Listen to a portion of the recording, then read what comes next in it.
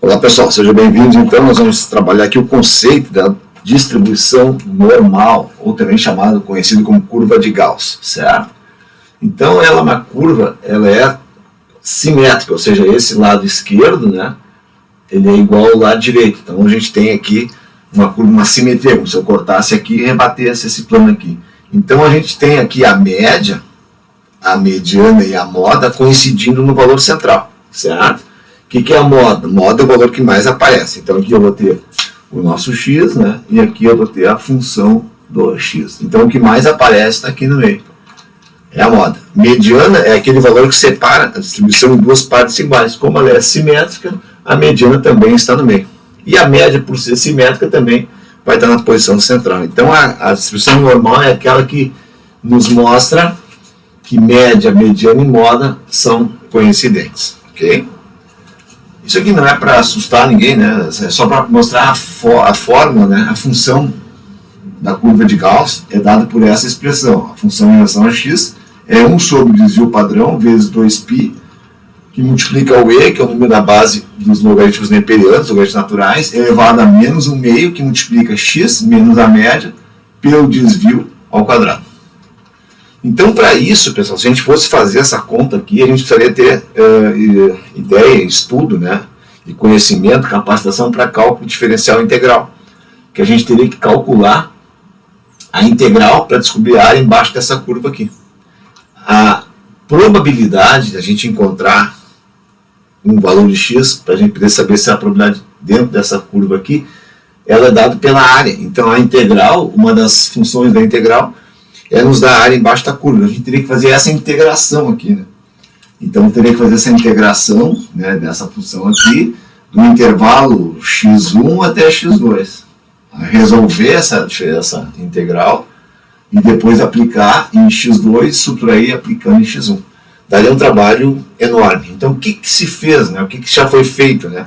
Foi feito o que a gente chama de uma distribuição normal padrão ou padronizada.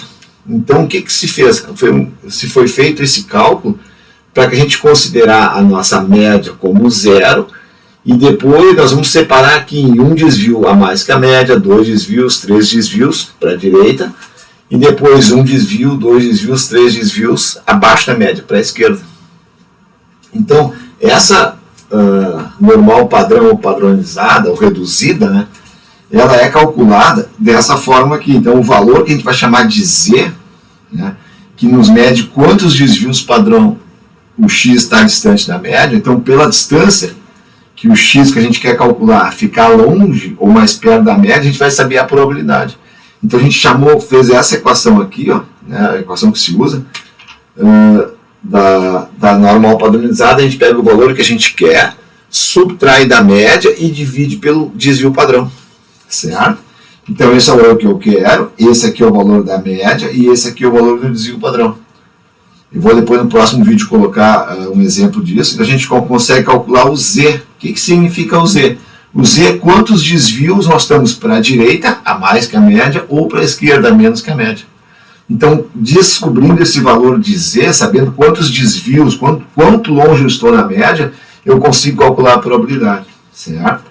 Então, essa normal padronizada tem a média 0 e desvio padrão 1. Então, a gente vai usar daí, pessoal, os livros de estatística aí, de probabilidade, tem, né, várias tabelas. Né? Então, depois eu vou aplicar aqui as tabelas para z negativo, ou seja, para valores abaixo da média, e depois valores para z positivo, ou seja, para valores acima da média. E quando eu fizer o x e o x for maior que a média, esse valor vai ficar positivo, ou seja, está para a direita, certo? E se eu tiver um valor menor que a média, x menos a média vai dar negativo, vai dar valor para a esquerda, ok? Então, essa tabela aqui, por exemplo, ela sempre vai nos dar, vou mostrar depois no outro vídeo, os valores para trás. Então, por exemplo, assim, ó, eu tenho a média, vamos botar aqui, certo? Eu achei um z, sei lá, de 1,32, né? Negativo, vou botar aqui negativo. Certo? Menos 1,32. Então, eu entraria na tabela dos negativos aqui, certo? Eu estaria com 1,3 na linha e iria na coluna do 0,02. Então, ali daria 0,0934. Isso significa o seguinte: que aqui eu teria 0,0934, ou seja, 9,34% de ele estar abaixo desse valor. Ok? Então, dependendo do que a gente quer saber, essa tabela aqui de normal padronizada, certo? Para números negativos ou Z positivos, ela vai nos dizer qual a probabilidade de encontrar determinado valor. Então, ela facilita muito do que fazer toda essa fórmula aqui de uma equação diferencial muito mais complicada de se fazer. Tá, pessoal? Nos próximos vídeos eu vou colocar alguns exemplos para a gente poder trabalhar. Espero ter ajudado. Se vocês gostarem, dê um like, quiserem participar do canal, vai ser uma honra para mim. Valeu, muito obrigado, um abraço.